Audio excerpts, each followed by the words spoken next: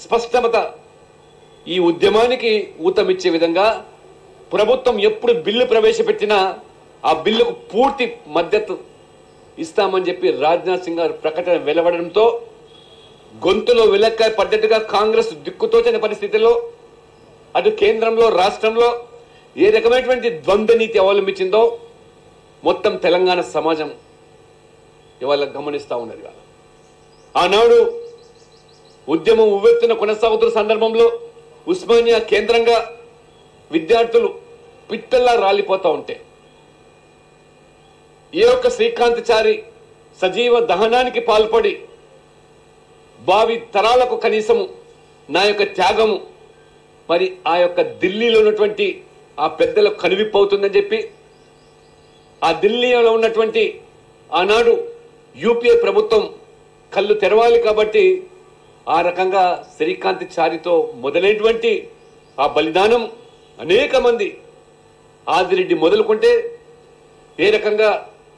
రైలుకు గుండెను ఎదురొడ్డి ఏ రకంగా ప్రాణాలు అర్పించారో చివరికి మానవత్వం లేకుండా వ్యవహరిస్తున్నటువంటి ఆనాటి కాంగ్రెస్ ప్రభుత్వం సోనియా గాంధీ కనీసం ఆ పార్లమెంట్ సాక్షిగా హైదరాబాద్ నుంచి బయలుదేరి రైల్లో ఉరివేసుకుంటేనన్నా వారికి మానవత్వంతో స్పందిస్తారని చెప్పి ఏ రకమైనటువంటి ఉదంతాలు అటువంటి ఉద్యమం ఉవ్వెత్తున కొనసాగుతూ ఉంటే ఏ రకంగా ఆనాడు అధికారులు ఉన్నటువంటి మరి ప్రభుత్వం వ్యవహరించిందో దాదాపు 1200 మంది అమరులైన 1200 మంది ప్రాణాల బలిదానాలు ఆ బలిదానాల పునాదులు ఏర్పడ్డ రాష్ట్రం తెలంగాణ అయితే ఆనాడు ఉద్యమం సందర్భంలో ప్రస్తుత ముఖ్యమంత్రి రేవంత్ రెడ్డి గారు వారి పాత్ర ఏమిటో వారు ఆనాడు ఇదే సోనియా గాంధీని బలిదేవతగా అభివర్ణించినటువంటి రేవంత్ రెడ్డి గారు ఈనాడు అధికారాన్ని చేపట్టగానే ముఖ్యమంత్రి పదవి ఇవాళ బాధ్యతలు చేపట్టగానే ఇవాళ సోనియా గాంధీ మరి ఏ రకంగా ఇవాళ ఆ బలిదేవత ఇవాళ రేవంత్ రెడ్డి గారు భక్తుడిగా మారినాడంటే ఇది మీది అవకాశవాద రాజకీయం కాదని అడుగుతున్నాను. ఇవాళ ఆనాడు 1969లో 370 మందికి ప్రాణాలకు బాధ్యులైనటువంటి కాంగ్రెస్ పార్టీ మలిదశ ఉద్యమంలో 1200 మంది చనిపోతే గాని ఆహుతులైతే గాని ఆత్మహత్యలు చేసుకుంటే గాని మీకు మనస్సు రానటువంటి మరి కాంగ్రెస్ పార్టీ సోనియా గాంధీ మొదటగా అసలు ఈ తెలంగాణ సమాజానికి క్షమాపణ చెప్పి ఈ ఆవిర్భావ దినోత్సవాల్లో పాల్గొనాల్సినటువంటి అవసరం ఉన్నది. కానీ ఇవాళ రేవంత్ రెడ్డి గారు ముఖ్యమంత్రిగా ఈ ఆవిర్భావ దినోత్సవాలను 10 సంవత్సరాల పండుగను కేవలం ఇవాళ ఒక రాజకీయ పార్టీ యొక్క వ్యవహారంగా అధికార పార్టీ పండుగ జరుపుకుంటూ ఉద్యమకారులను ఆ ఉద్యమంలో బలిదానమైన కుటుంబాలను విస్మరించి ఏ రకంగా ఇవాళ అధికారులు తూలుతున్నారో ఇవాళ ప్రజలు గమనిస్తా ఉన్నారు. అధికారులు రాకపూర్వం ఏ రకంగా ఆనాడు కేసీఆర్ గారు బీఆర్ఎస్ ప్రభుత్వం కూడా టీఆర్ఎస్ ప్రభుత్వం కూడా ఉద్యమకాలను విస్మరించి కళాకారులను లేదా సాహితీవేత్తలను కవులను ఉద్యోగులను విద్యార్థులను విస్మరించి 1200 మంది ఆ రోజు బలిదానం అయితే మీకు లెక్కలు దొరకలేదు. కేవలం 585 మంది మాత్రమే గుర్తించి వాళ్ళకు మాత్రమే మరి ఆనాటి కేసీఆర్ ప్రభుత్వము ఏ రకంగా ఆ రోజు వాళ్ళకు మాత్రమే మీరు ఉద్యోగం కానీ గౌరవం కానీ కల్పించారు. ఇవాళ ఈ ప్రస్తుత ముఖ్యమంత్రి గారికి ఒక ముఖ్య సలహాదారుడుగా వెలుస్తుండే కోదండరాం గారు కూడా ఇవాళ నువ్వు ఒకసారి ఆత్మవిమర్శనం చేసుకోవాల్సి వస్తుంది. ఎందుకు ఇవాళ మనసు చంపుకొని వాళ్ళ కోదండరాం గారు ఆనాడు ఏ రకంగా 1200 మందితో ఒక పుస్తకాన్ని ప్రచురించి జేఏసీ అధ్యక్షునిగా ఆనాడు భారతీయ జనతా పార్టీ దేశజాలకు పోకుండా మరి కాంగ్రెస్ కొన్ని వర్గాలు ఆ జేఏసీలో భాగస్వామ్యం అయినప్పటికీ తెలంగాణ ప్రజల యొక్క అవసరాల దృష్ట్యా తెలంగాణ ప్రజల ప్రయోజనాల దృష్ట్యా ఈ రాష్ట్రం ఏర్పడాలని చెప్పి ఏ రకంగా జేఏసీలో కలిసి పనిచేశామో జేఏసీలో భాగస్వామ్యం అయినామో ఆనాడు పార్టీలను పక్కన పెట్టి జెండాలను పక్కన పెట్టి ఒకే జెండా తెలంగాణ సిద్ధించడమే లక్ష్యంగా ఆ రోజు బీజేపీ ఒక ఉదాత్తమైన నిర్ణయం తీసుకొని ముందుకు పోతే ఢిల్లీలో లేదా తెలంగాణ వ్యాప్తంగా కూడా ప్రముఖమైన పాత్ర పోషించినటువంటి విషయాన్ని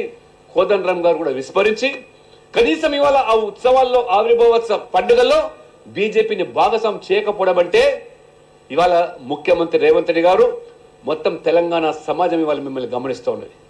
మీ యొక్క అవకాశవాద రాజకీయం వీళ్ళు కోదండరాం గారు కూడా ప్రశ్నించకపోవడం పైపెచ్చు ఆనాడు 1200 మంది సూచి తయారు చేసి నిలదీసిన నీవు మరి రేవంత్ రెడ్డి గారు అధికారులకు వచ్చి 6 మాసాలు అవుతున్నది. ఎందుకు మిగతా వాళ్ళను మీరు గుర్తించి గౌరవించకపోవడం? ఏ ఉద్యమకారుల వల్లనైతే ఇవాళ మీరు ఈ రాష్ట్రానికి ముఖ్యమంత్రిగా వాళ్ళు తూలుతూ ఉన్నారో ఆనాడు కేసీఆర్ బీఆర్ఎస్ టీఆర్ఎస్ పార్టీ చేసిన తప్పిదాలనే నువ్వు కొనసాగిస్తూ పైపెచ్చు మీ మేనిఫెస్టోలో ఎన్నికల సమయంలో చెప్పావు గృహజ్యోతి పేరు మీద ఆనాడు కేసీఆర్ విస్మరించినటువంటి మిగతా 600 చిలుకు వాళ్ళను గుర్తిస్తామని గృహజ్యోతి పేరు మీద వారికి అనేకమైనటువంటి సదుపాయాలు కల్పిస్తామని ఇవాళ కనీసం 2 పూటల తిండికి నోచుకోకుండా అనేకమైనటువంటి ఆరోగ్య సమస్యలతో లేదా ఆనాడు లాఠీ చార్జీలకు తూటాలకు ఇప్పటి కూడా సజీవ సాక్షులకు కొనసాగుతున్న వాళ్ళ పట్ల ఆ కవులైతేమి కళాకారులైతేమి సాహితీవేత్తలైతేమి వాళ్ళందరూ కూడా విస్మరించి ఏ రకంగా ఇవాళ నువ్వు 6 మాసాలుగా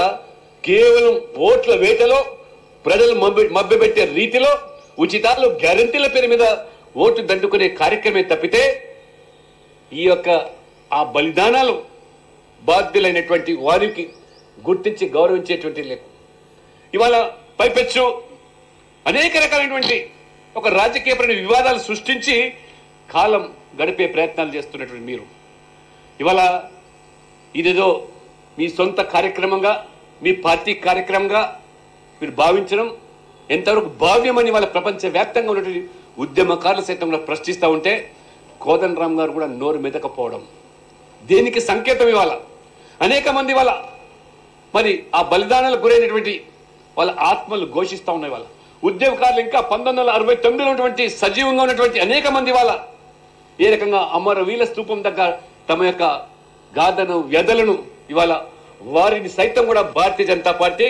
తెలంగాణ వ్యాప్తంగా మండలాల్లో జిల్లాల్లో రాష్ట్ర వ్యాప్తంగా 1969లో ఉన్నటువంటి ఉద్యమకారులు ఎవరైతే సజీవంగా వాళ్ళను కూడా గౌరవించి వాళ్ళను కూడా సత్కరించి భావితరాలకు తెలంగాణ చరిత్ర తెలంగాణ సాధన యొక్క ఘట్టాలను తెర మీదకి తీసుకురావాలి. ఆనాడు తెలంగాణ చిన్నమ్మగా ఏ రకంగా ఆ రోజు ప్రఖ్యాతిగాంచిందో పార్టీలకు అతీతంగా కూడా ఆనాడు పార్లమెంట్లో గొంతెత్తి సుష్మా స్వరాజ్ గారు మీరు హైదరాబాద్ మినాయించి తెలంగాణ సాధన కోసం రాజీ పడేటువంటి పరిస్థితుల్లో లేదా మరి రాయలసీమ తెలంగాణ పేరు మీద రాయల తెలంగాణ అంశం